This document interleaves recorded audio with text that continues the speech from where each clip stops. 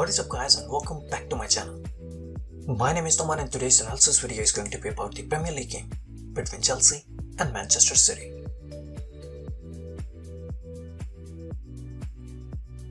So Chelsea lined up in their normal 3-4-3 formation, which mostly changed to 5-3-2 without the ball. While Manchester City, on the other hand, lined up in a 4-3-3 formation on paper. But their formation on the ground was mostly 4-2-4, with Kevin De Bruyne constantly joining the front line and playing alongside Foden. So today's video is sponsored by OneFootball. OneFootball is an app where you can find all the latest transfer news and stats about teams and players. So please don't forget to download the app. I'll put the link in the description. Man City actually started the game really well, and they without a doubt dominated Chelsea throughout the game. So this is how the two teams were lined up on the ground whenever Manchester City tried to build their play from the back. Chelsea did not really try to press Manchester City in this game, and they only tried to put some pressure on the Man City players whenever they entered the Chelsea half. Chelsea mostly had a 5-3-2 formation whenever Man City tried to build their play from the back. Azpilicueta and Marcos Alonso were trying to press the two Man City fullbacks, with Lukaku and Christian Pulisic providing cover shadow to Rodrigo and Bernardo Silva.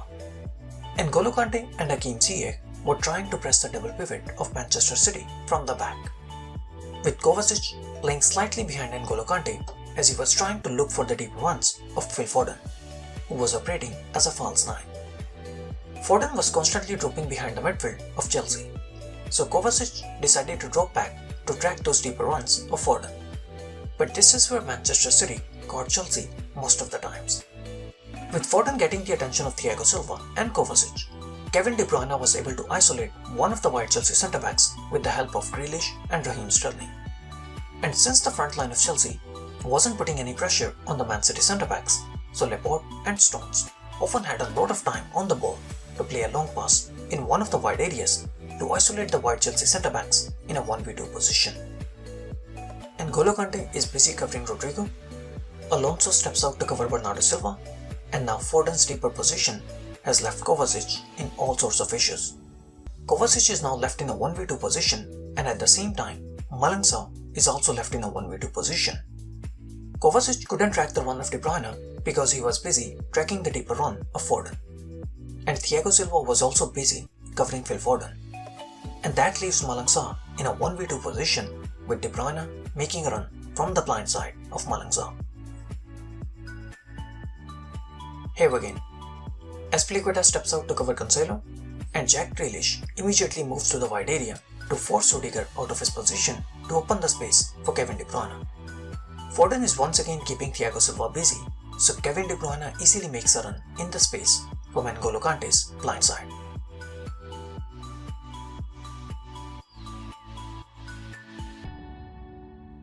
N'Golo Kante never checked his shoulder, and Kevin De Bruyne was easily able to get away from Kante. And Man City now have a 2v1 position against Rudiger, with Foden keeping Thiago Silva busy. As soon as the ball goes to the wide area, Phil Foden immediately tries to make a central run to take Thiago Silva away from Rudiger, and to further open the space for Kevin De Bruyne. Kevin De Bruyne was creating all sorts of issues for the Chelsea defense. He was constantly able to overload the wide Chelsea centre-backs with the help of his wide wingers. Here again, Azpilicueta steps out to cover Cancelo, and Jack Grealish immediately makes a run to the wide area to take away Rudiger, and to open the space for the run of Kevin De Bruyne. And N'Golo Kante once again fails to track the run of Kevin De Bruyne, and Foden is again keeping Thiago Silva busy. Azpilicueta was taken out by Cancelo, and Jack Grealish takes away Rudiger, and Kevin De Bruyne once again makes a free run in the half space to receive the ball from Cancelo. Kevin De Bruyne receives the ball, he plays it back to Bernardo Silva, but Marcos Alonso was able to intercept the ball. Because of Foden's deeper position, Kovacic was constantly trying to track Foden's deeper runs, and N'Golo Kante was busy covering Rodrigo. And that gave Manchester City the chance to overload the midfield area by dropping De Bruyne in between the lines. And that left the two Chelsea midfielders in all sorts of issues, because they both had to essentially cover 4 different Manchester City players. N'Golo Kante was covering Rodrigo, and that often gave De Bruyne the chance to easily get away from Kante and make those late runs in the space. Chelsea, on the other hand, did not really offer anything offensively, and they had no answer to the high press of Manchester City. Chelsea at times tried to use Thiago Silva's passing range to try and exploit the space behind the high line of Manchester City, but more often than not, Ederson was able to sweep any threats. At times, Chelsea also tried to use Romelu Lukaku as the target man to help them move the ball high up the ground, but Lukaku also had a very poor game, and he never really offered anything in this game. Lukaku failed to win even a single aerial duel in this game. He was up against Laporte and Stones 7 times in this game, and he couldn't win even a single aerial duel.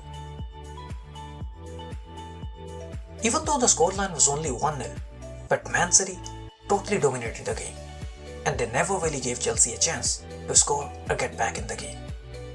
Thank you so much guys for watching the video. I hope you guys enjoyed it. Please don't forget to like and subscribe.